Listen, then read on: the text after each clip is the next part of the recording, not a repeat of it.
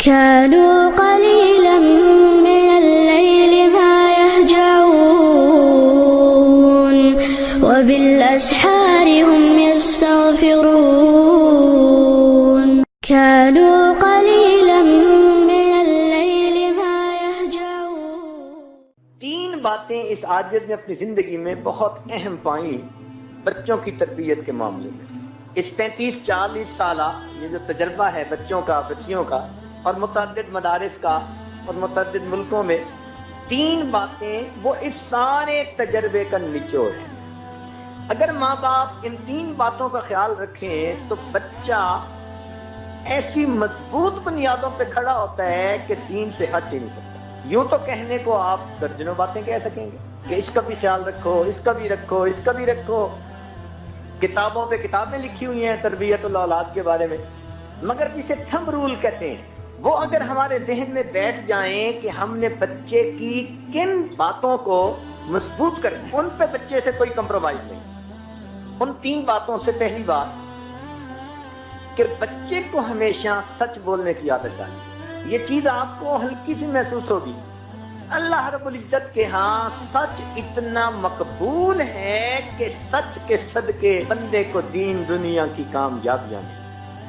اگر کبھی سچ کے باطنی فائدے ہمیں محسوس ہو جائیں اور سچ کی وجہ سے جو برکتیں زندگی میں آتی ہیں وہ محسوس ہو جائیں تو ہم تو سچ کی خاطر کٹ مرنے کو تیار ہیں.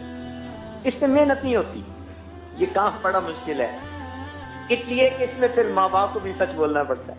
اب پھر کیسے ہوگا کہ ادھر سے فون آیا تو بیٹے کو کہہ دو ابو گھر پہ نہیں ہے، اور وہ بچہ سچ کیسے بولے گا؟ اور دوسری عادت بچے کے اندر جو پیدا کرنی چاہیے وہ نماز کا اہتمام. نماز تو پڑھتے ہی ہیں بچے، بچپن سے اس کو نماز کا اہتمام سکھانا ہے.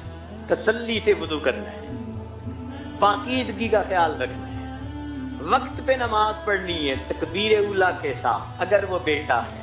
اس کے اندر ایک فائدہ تو یہ کہ اس بچے کے اندر پاکیزگی آ جاتی ہے، کیونکہ بے نمازی بچہ تو استنجے کا بھی خیال نہیں کرے گا، اور اگر نماز پڑھے گا تو کپڑوں کی پاکیزگی کا خیال رکھے گا. تو پاکیزگی بھی آ گئی، وقت کی پابندی بھی آ گئی. اس سے خوش نہ ہو جائیں کہ بچی نماز پڑھتی ہے اور بچہ نماز پڑھتے نہیں. نماز کا اہتمام، اس لیے بچے کو دیکھیں کہ جلدی جلدی نماز پڑھنا ہے تو نہیں، اس پہ کمپرومائز نہیں ہے. بچپن سے اس عمل کی اہمیت اس کے دل میں بیٹھے، مجھے نماز پرسکون ہو کر پڑھنی ہے، تسلی سے پڑھنی. بچے کو بتائیے کہ بھئی آپ نے نماز تو پڑھی، کس کیفیت کے ساتھ پڑھی. تو جب بچپن سے یہ سنے گا کہ ابو بھی کہتے تھے کس کیفیت کے ساتھ پڑھی، اس کو پتہ چلے گا کہ یہ بھی زندگی کا کوئی مقصد ہے. آج تو اس مقصد کو ہم بھولتے ہی چلے جا رہے ہیں.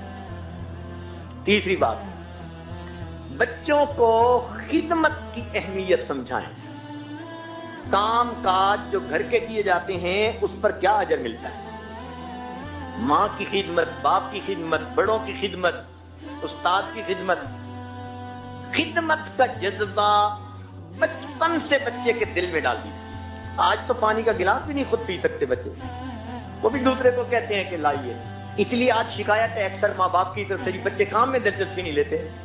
بھئی آپ نے بچپن میں کون سی خدمت سکھائی ہے اس کو؟ کیا پتا یہ بچہ کبھی کس اللہ والے کی خدمت کرے اور اس کی اس کو دعا لگ جائے. اس کو بتائیے کہ معذوروں کی خدمت کی جاتی ہے، بوڑھوں کی خدمت کی جاتی ہے، تو اس کے دل میں رحم کا مادہ پیدا ہوگا، احساس ہمدردی ہوگا. اس ایک لفظ خدمت کی وجہ سے اس بچے کے اندر اچھے اخلاق آتے چلے جائیں گے. جب دوسروں کی بات سنے گا جو بڑے ہیں تو پھر ماں باپ کی کیوں نہیں سنے گا.